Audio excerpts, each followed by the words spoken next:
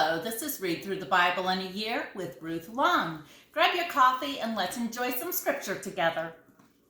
Matthew chapter 23.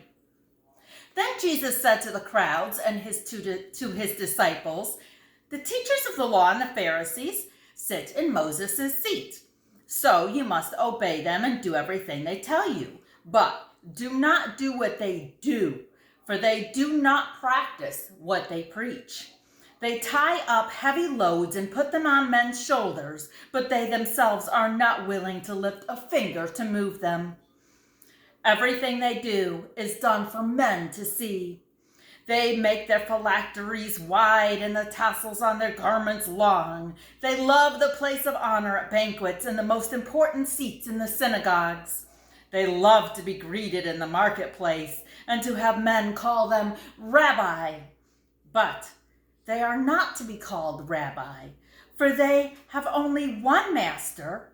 For you have only one master, and you are all brothers.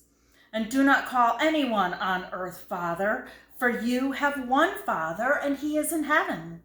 Nor are you to be called teachers, for you have one teacher, the Christ. The greatest among you will be your servant, for whoever exalts himself will be humbled, and whoever humbles himself will be exalted.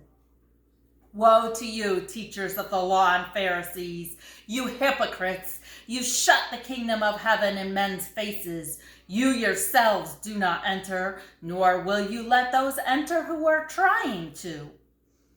Woe to you, teachers of the law and Pharisees, you hypocrites! You travel over land and sea to win a single convert, and when he becomes one, you make him twice as much a son of hell as you are. Woe to you, blind guides! You say, if anyone swears by the temple, it means nothing. But if anyone swears by the gold of the temple, he is bound by his oath. You blind fools! Which is greater, the gold or the temple that makes the gold sacred?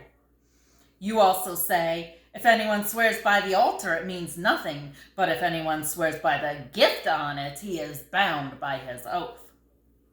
You blind men, which is greater, the gift or the altar that makes the gift sacred?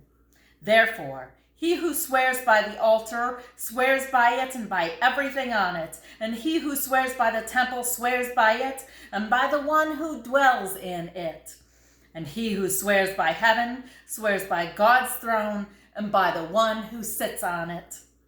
Woe to you, teachers of the law and Pharisees, you hypocrites! You give a tenth of your spices, mint, dill, and cumin, but you have neglected the more important matters of the law, justice, mercy, and faithfulness. You should have practiced the latter without neglecting the former. You blind guides, you strain out a gnat, but swallow a camel. Woe to you, teachers of the law and Pharisees, you hypocrites! You clean the outside of the dish, but inside you are full of greed and self-indulgence. Blind Pharisees! First clean the inside of the cup and dish, and then the outside also will be clean.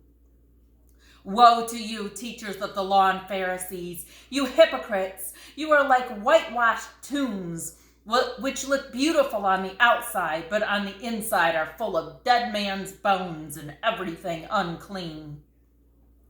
In the same way, on the outside you appear to people as righteous, but on the inside you are full of hypocrisy and wickedness. Woe to you, teachers of the law and Pharisees, you hypocrites! You build tombs for the prophets and decorate the graves of the righteous. And you say, if we had lived in the day of our forefathers, we would not have taken part with them in shedding the blood of the prophets. So you testify against yourself that you are the descendants of those who murdered the prophets. Fill up then the measure of the sin of your forefathers. You snakes, you brood of vipers, how will you escape being condemned to hell? Therefore, I am sending you prophets and wise men and teachers. Some of them you will kill and crucify. Others you will flog in the synagogues and pursue from town to town. And so upon you will come all the righteous blood that has been shed on earth, from the blood of righteous Abel to the blood of Zechariah, son of Berechiah, whom you murdered between the temple and the altar. I tell you the truth, all of this will come upon this generation. Oh, Jerusalem, Jerusalem, you who kill the prophets and stone those sent to you, how often I have longed to gather your children together as a hen gathers her chicks under her wings, but you are not willing. Look, your house is left to you desolate, for I tell you, you will not see me again until you say, "Blessed is he who comes in the name of the Lord." Psalm chapter 23. The Lord is my shepherd, I shall not be in want. He makes me lie down in green pastures. He leads me beside quiet waters. He restores my soul. He guides me in paths of righteousness for his name's sake. Even though I walk through the valley of the shadow of death, I will fear no evil, for you are with me. Your rod and your staff, they comfort me. You prepare a table before me in the presence of my enemies. You anoint my head with oil. My cup overflows. Surely goodness and love will follow me all the days of my life, and I will dwell in the house of the Lord forever. Genesis chapter 23. Sarah lived to be 127 years old. She died at Kiriath Arba, that is Hebron, in the land of Canaan. And Abraham went to mourn for Sarah and to weep over her. Then Abraham rose from beside his dead wife and spoke to the Hittites. He said, "I am an alien and stranger among you. Sell me some property for a burial site here so I can bury my dead." The Hittites replied to Abraham, "Sir, listen to us. You are a mighty prince among us. Bury your dead in the choicest of our tombs. None of us will refuse you his tomb for burying your dead."